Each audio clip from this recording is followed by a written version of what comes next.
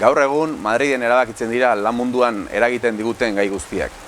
Guk ez dugu ahalmen legegilerik, eta beraz, langileok ere badugu zeresana gure lan eta bizi duin baten alde.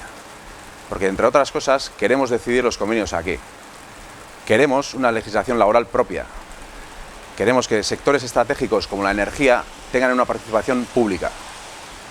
El proceso de digitalización y la transición energética se deben desarrollar sobre las necesidades de Euskal Herria. Eta honekin batera ere, gure etorkizuneko pentsio sistema hemen erabakitzea nahi dugu. Horregatik, 11 garak bultzatzen duen sinadura bilketan parte hartu nahi dugu. Azaroak 9an, ordu batak eta laurdenetan Michelingo sarreran jarriko den mailara hurbiltzera deia luzatzen dizuegu. Langileok hemen lan eta bizi, bertan erabaki nahi dugulako.